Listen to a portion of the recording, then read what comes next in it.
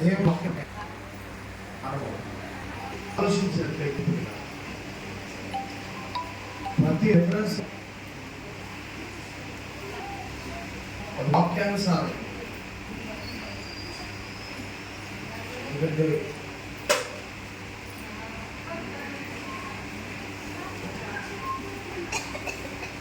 100కి 1000% కాదు, సున్నానే లేదు అని చెప్పబడినంతగా సంఘ క్రీస్తు ఎవరిది? ఈ చెయ్యి ఉంది, నువ్వు చూపించలేదే? చూపి భౌతిక మాట్లాడుతుంది ఎవరి మీదే అడిగి రమ్మంటుంది. చెయ్యి నువ్వు ఎట్లయితే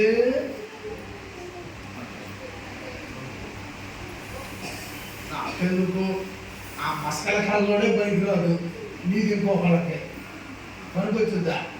చక్రి వాళ్ళ అమ్మది చేయండి అయ్యా, పనికొచ్చి చేయండి, పనికొచ్చుద్దా? ఆమె దారి చూపిస్తే నాకు లోయాలు కనపడుద్ది నేను నడుస్తుంటే, అవునా కదా? సరే కలచోడే మనమ్మడు రాదు, మరి చెయ్యాలి వస్తుంది. కాబట్టి ఈ చెయ్యి ఎవరిది? కొట్టండి తనండి. ఈ చెయ్యి ఎవరిది? తగాదప్పుడు బాగా చూసుకున్నా అంటారుగా. ఇప్పుడు అంటానికి ఏమైంది? ఈ చెయ్యి ఎవరిది? నీదే. కానీ చెయ్యి నీదే అని చెప్పినంత ధైర్యంగా సంఘం నీకు ఉండాల్సినటువంటి పేరు నాకు ఇష్టం వచ్చింది అని చెప్పలేదు. ఎందుకంటే చెయ్యి నీదే అన్నది ఎంత గ్యారెంటీయో. సంఘం క్రీస్తుది. సంఘం ఎవరిది? ప్రాణం పెట్టింది ఎవరు? కొరడాలు దెబ్బలు తింది ఎవరు? మూసాడు. చేతులు అరిచేతుల్లో ఇష్టం వచ్చినట్టు పోయారంట. ముసుగు వేసి నలుగురు చుట్టూ కమ్మి బేభత్సంగా కుమ్మేసి ఎవరు నిన్ను కొట్టింది ఏదో చెప్పమన్నారు. నీ కోసం పిడిగుద్దులు పడింది ఎవరికి? ముళ్ళకెళ్ళడం పెట్టింది ఎవరికి? సిలువను మోయించింది ఎవరిని? మరలా మార్గ మధ్యలో కింద పడితే లేచి ఆ సిలువను భుజాన వేసుకునేంత వరకు కూడా కొరడాలతో కుట్టబడ్డాడు యేసు. సిలువను మోసేవరు? మేకులు పట్టింది ఎవరికి? డొక్కలో పొడిచింది ఎవరికి? యేసు కదా. సంఘం ఆయనది కదా. కాబట్టి రోమా 16:16 ప్రకారం అపోస్తలుడైన పౌలు గారు ప్రారంభ సంఘానికి ఉన్న పేరుని ప్రకటన చేశారు. చూస్తారు ఆ మాటను ఒకసారి. రోమా 16:16 అందరూ తీయాలి, చదవాల.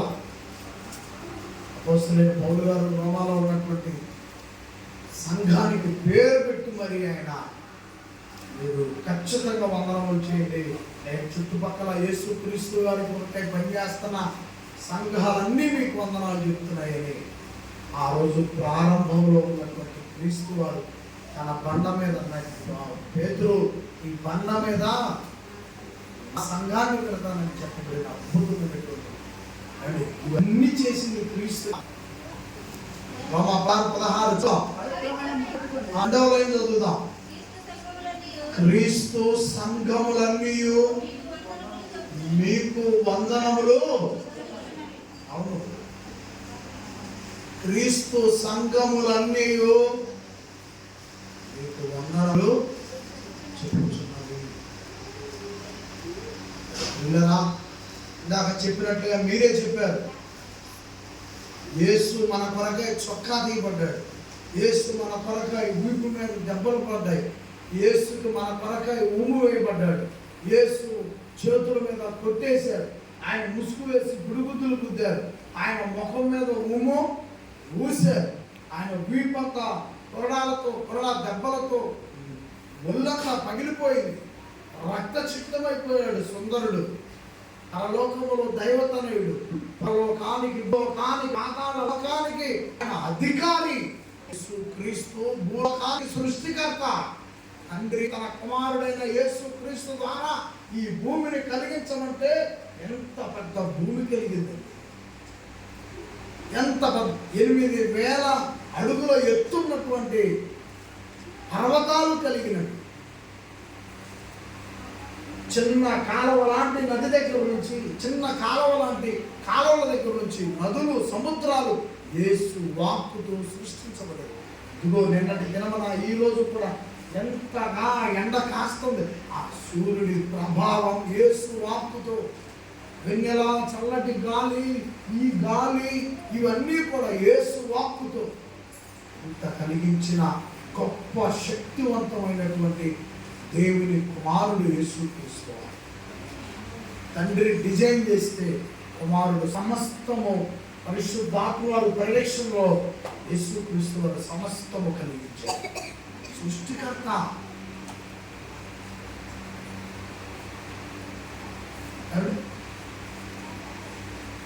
పరలోకము ఉన్నప్పుడే, పరలోకములో ఉండగానే పరలోకానికి అధికారి యేసుక్రీస్తు. తర్వాత ఈ భూలోకానికి అధికారి, పాతాళ లోకానికి అధికారి యేసుక్రీస్తు. అంతటి శక్తివంతుడు, బలవంతుడైన దేవుడు నీ కొరకు, నా కొరకు ఒక సామాన్యుడైన తల్లి గర్భముని లోకములకు వచ్చి వీళ్ళరా ఎంతగా మన కొరకై ఇంత చేసినటువంటి, ఇంత త్యాగము చేసి ప్రాణము ఇచ్చి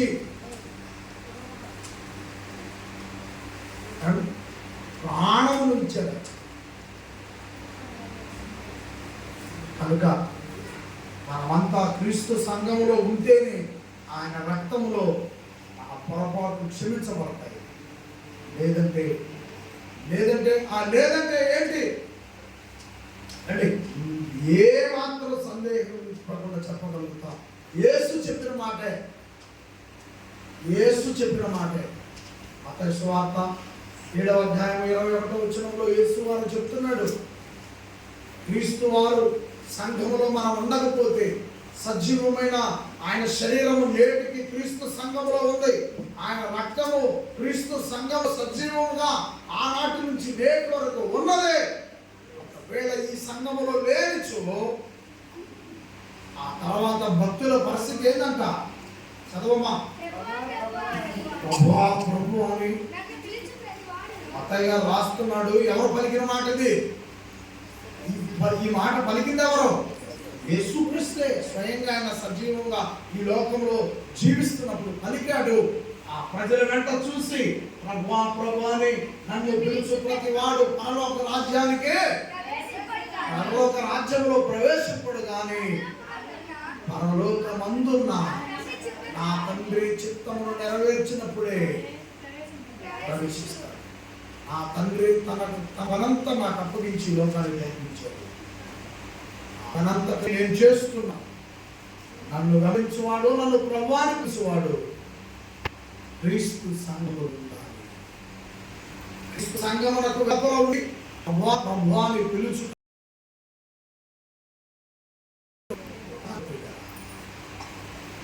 నా మాట మీకు ఏదైనా బాధగా ఉంటే, అన్న మాటలు ఏదైనా అన్న చెప్పినటువంటి మాటలు మీకు ఏదైనా నిజంగా బాధ ఉంటే ఇంటికి వెళ్ళి చెప్పిన ప్రతి రెఫరెన్స్ మనసు పూర్తిగా పరిశుద్ధాత్మ దేవుని సహాయంలో తీసుకొని లేఖనముల దగ్గర కూర్చొని పరిశీలన చేయండి. రండి. ఒక 13 ఏళ్ల బిడ్డ అమ్మాయి పొయ్యి దగ్గర కూర్చొని ఏదో చేయాలని ప్రయత్నం చేస్తున్నారు. అప్పుడు అమ్మాయి చూసి అమ్మా ఉప్పు ఈ డబ్బా పోయి దానిదా నేర్పుద్దా మరి ఏం చెప్పి అక్కడ నాకు సందర్భాన్ని బట్టి తను ఉప్పేసే విధానం నేర్పు.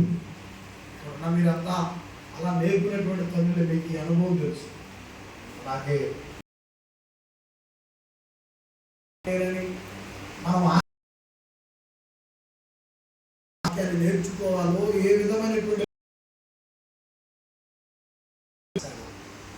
అందుకే ఈ బైబిల్ క్రైస్తవ జీవితం ఉంటున్నాం. అయితే నిస్సారమైన ఉప్పులు ఉంటున్నాం. నిస్సారమైపోయిన ఉప్పు ఏమైపోతుంది? కానీ ఉప్పు కళ్ళు చూస్తే ఎంతనే ఈ ప్యాకెట్ కొనాలనిపిస్తుంది మన కొట్టుకడికి బాగుంటుంది. కానీ ఎంత వేసినా అలాగే ఉప్పు కనుగొల్లా అందంగా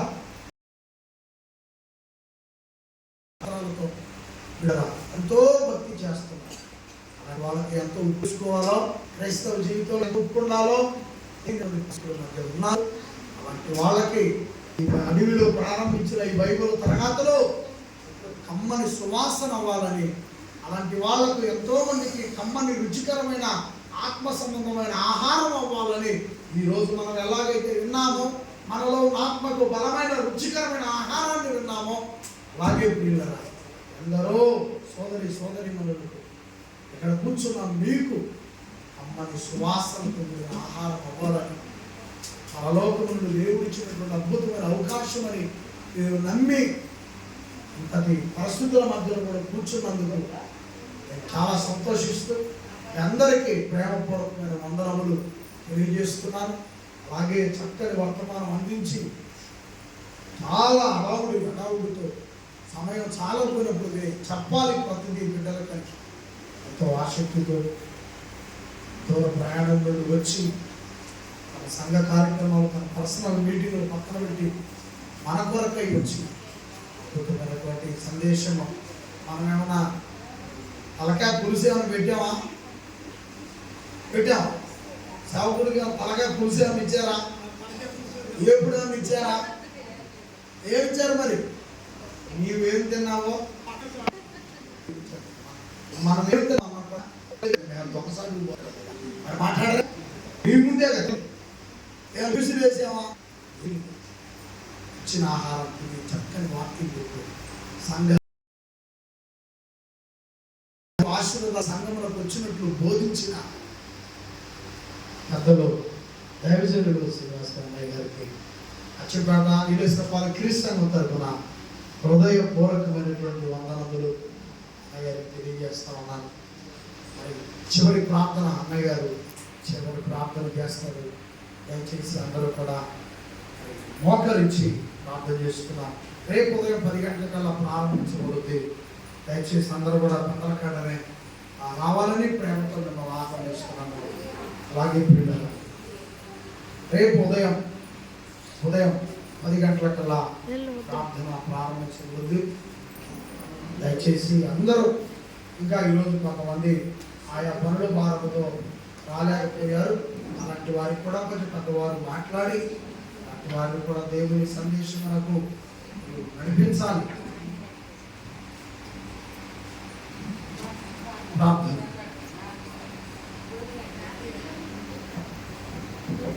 అందరూ మాటించినట్లయితే ప్రార్థన చేసుకున్నాము. ముగింపు ప్రార్థన. తండ్రి, ఈ గ్రామాన్ని ప్రేమించి ఇక్కడ నీ కుమారుని సంఘాన్ని ఏర్పాటు చేసి నీ పిల్లలకు అనేక మందిని నీ సత్యాన్ని చెప్పాలని, సత్యంలో నిలబెట్టాలని ఆలోచనతో నీ కుమారుడైన సహోదరుడు గారిని ఏర్పాటు చేసుకున్న విధానాన్ని బట్టి నీకే స్తుతులు స్తోత్రాలు నాయన. ఈ 3 రోజులు కూడిక సంఘం ద్వారా ఏర్పాటు చేయించుకున్న విధానాలు బట్టి కూడా నీకే స్తుతులు స్తోత్రాలు తండ్రి. నీ పిల్లలను జ్ఞాపకం చేసుకున్నాను. నీ రెక్కల కింద భద్రపరుచుకోతండి.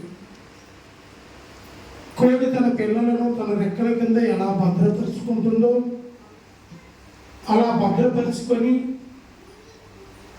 తండ్రి పిల్లల ఎడల తండ్రి జాలిపడినట్లుగా నీ పిల్లల ఎడల జాలిపడి పరలోక సంబంధమైన ప్రతి ఆశీర్వాదమును నీ పిల్లలకు అనుగ్రహించమని వేడుకుంటున్నాను. సమస్తమును సంఘము ద్వారా నీకు మహిమ తెచ్చుకొని వేడుకుంటున్నాను తండ్రి. నాయన మంచి ఆయుష్ ఆరోగ్యాలు గ్రహించు. అలాగనే చేతి పనులు దీవించు, పాడి పంటలు దీవించు, ఉద్యోగంలో దీవించు, వ్యాపారాలు దీవించు తండ్రి.